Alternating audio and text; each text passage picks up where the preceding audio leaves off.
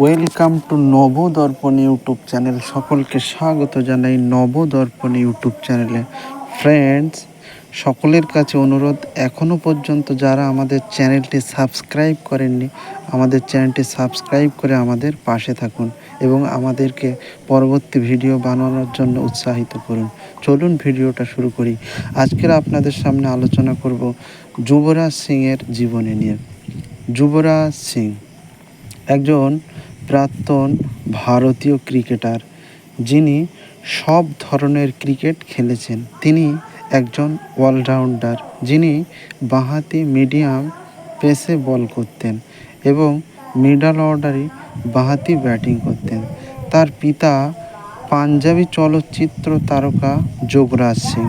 ভারতের হয়ে খেলতে আসা ওয়ানডে খেলোয়াড়দের মধ্যে যুবরাজ ছিলেন অন্যতম। তিনি তার ব্যাটিং আর ফিল্ডিংয়ের জন্য বিশেষভাবে খ্যাতি পেয়েছিলেন। 2000 সালে তিনি ওয়ানডে আন্তর্জাতিক ক্রিকেটে ভারতের হয়ে আত্মপ্রকাশ করেছিলেন এবং 2003 সালে অক্টোবরে তার প্রথম টেস্ট ম্যাচ খেলেন। 2007 সালের আইসিসি বিশ্বকাপ টি-20তে এবং 2011 আইসিসি ক্রিকেট ওয়ানডে বিশ্বকাপে উভয়ে তিনি ভারতের মহাকাব্য জয়ের এক অবিচ্ছেদ্য অংশীদার ছিলেন। 2011 সালের আইসিসি ক্রিকেট বিশ্বকাপে তিনি ম্যান অব দ্য টুর্নামেন্ট হয়েছিলেন।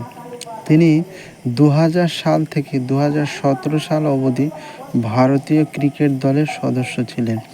2007 সালের আইসিসি বিশ্বকাপ টি-20তে ইংল্যান্ডের বিপক্ষে তিনি স্টুয়ার্ট ব্রডের একটি ওভারে 6টি ছক্কা মারেন। এমন একটি কীর্তি যা পূর্বে মাত্র 3বার ঘরোয়া ক্রিকেটে ঘটেছিল, যদিও 2টি টেস্ট ক্রিকেট দলের মধ্যে কোনো আন্তর্জাতিক ম্যাচে কখনো হয়নি।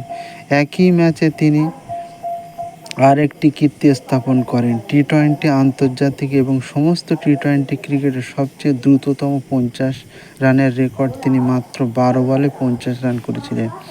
2011 বিশ্বকাপ চলাকালীন তিনি প্রথম খেলোয়াড় হয়েছিলেন যিনি 5 উইকেট শিকার নেওয়ার সাথে সাথে একই বিশ্বকাপের ম্যাচে 50 রান করেছেন। 2011 সালে ঘটে এক বড় অঘটন।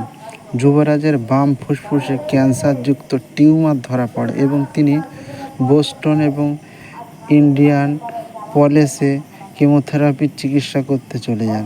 2012 সালে মার্চ মাসে কেমোথেরাপির তৃতীয় চূড়ান্ত চক্র শেষ করে তাকে হাসপাতাল থেকে ছেড়ে দেওয়া হয় এবং এপ্রিল মাসে তিনি ভারতে ফিরে আসেন।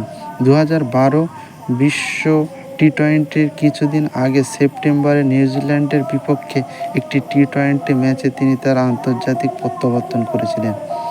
2012 সালে তার ভারতীয় এবং আন্তর্জাতিক ক্রিকেটে তার অবদানের জন্য অর্জুন পুরস্কার লাভ করেন।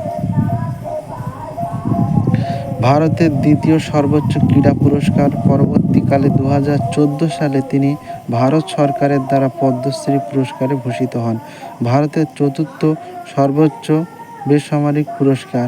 2014 সালের আইপিএল নিলামে রয়্যাল চ্যালেঞ্জার্স বেঙ্গালুরু যুবরাজকে সর্বকালের সর্বোচ্চ দামে 14 কোটি টাকা দিয়ে তাদের দলে নিয়েছিলেন এবং 2015 সালে দিল্লি ডেয়ার ডেভিলস তাকে 16 কোটি টাকা দিয়ে তাদের দলে নিয়েছিল।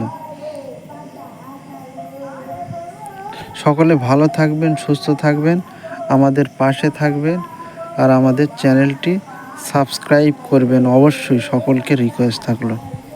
Thank you for watching.